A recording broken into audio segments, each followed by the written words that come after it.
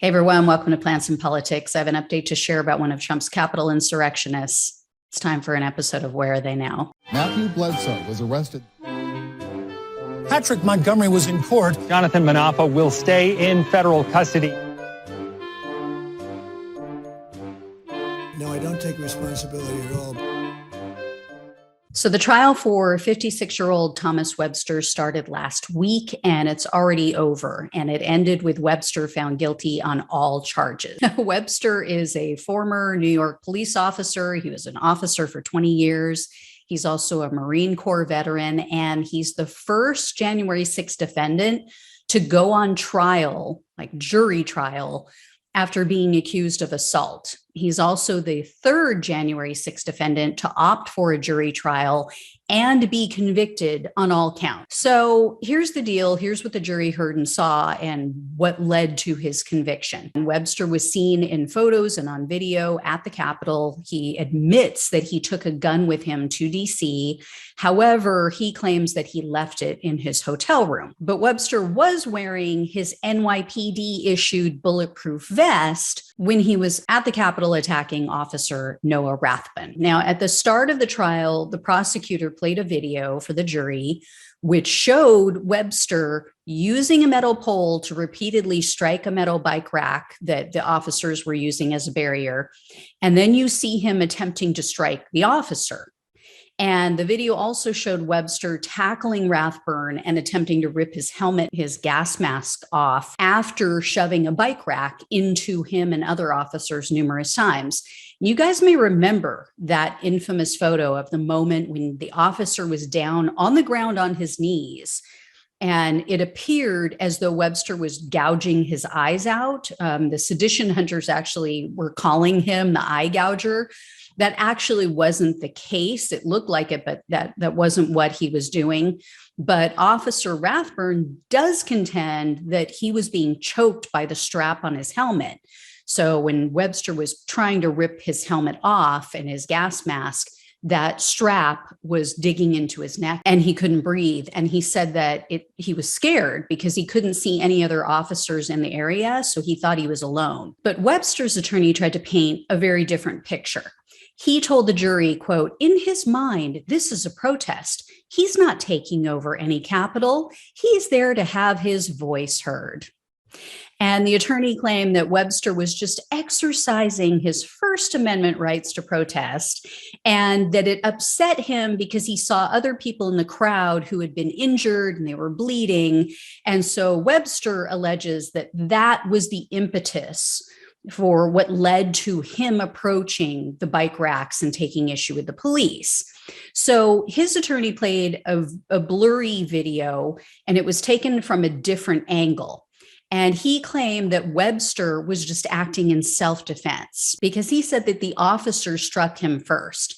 But the most LOL defense that they gave was Webster trying to sell the jury on the idea that he was attempting to rip off his gas mask to make him realize that he wasn't a threat. I'm not even kidding. Webster told the jury that he wanted to remove Officer Rathbun's gas mask and his helmet so that the officer could see his hands and know he wasn't a threat. Now remember, he tried to rip off that gas mask and the helmet after he had body slammed him like a linebacker, but he wasn't trying to hurt him. So, of course, the prosecutor laid this all out for the jury in detail. They said that as Webster approached the officers, he screamed at them. He called them, quote, "commie motherfuckers." And he yelled at them, quote, "You're going to attack Americans?"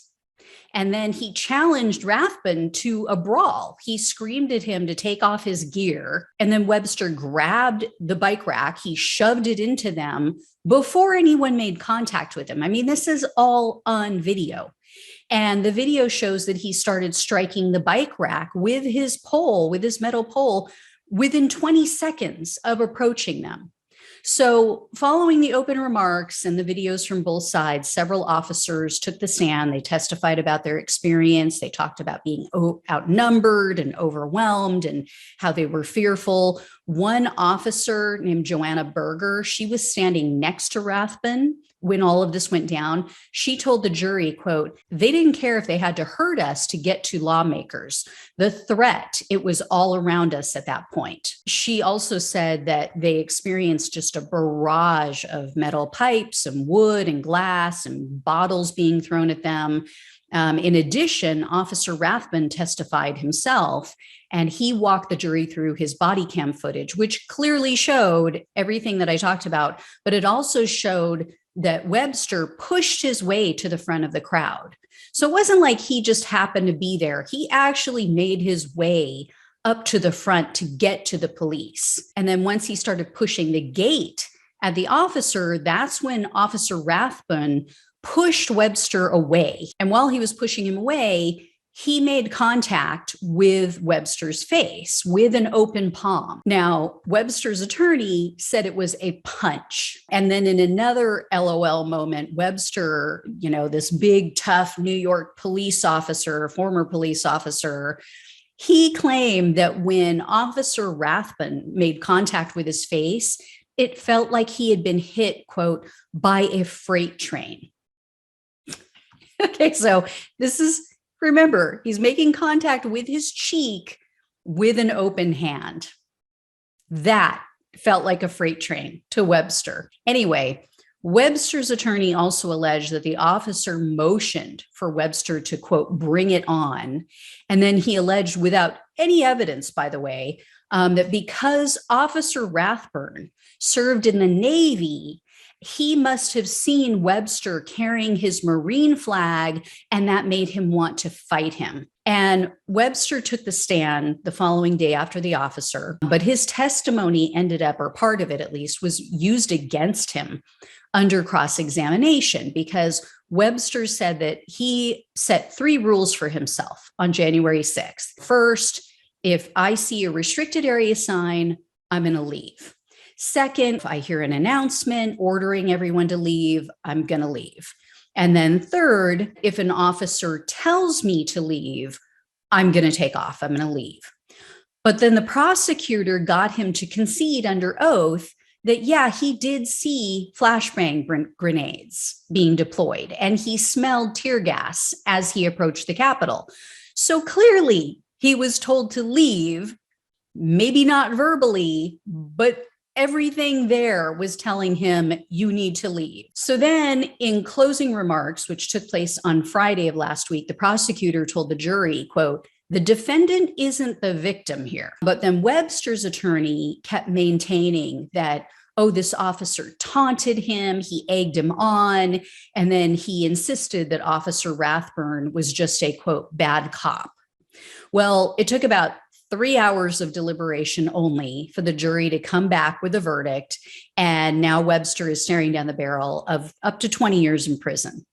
So the jury found him guilty on all 6 charges, which include assaulting, resisting, or impeding officers with a dangerous or deadly weapon, civil disorder, entering a restricted building or grounds with a deadly or dangerous weapon, disorderly conduct in a restricted building or grounds with a deadly or dangerous weapon, physical violence in a restricted building or grounds with a deadly or dangerous weapon, disorderly conduct on Capitol grounds, and physical violence on Capitol grounds. So no word yet as to when the sentencing hearing will take place, but I will definitely keep you guys apprised of all of that. As I mentioned, the presiding judge in this case is Amit Mehta. He's an Obama appointee, but he's been surprisingly weak in his sentences of these January 6 defendants, although I believe this is the first assault case that he's presided over, so it might make a difference.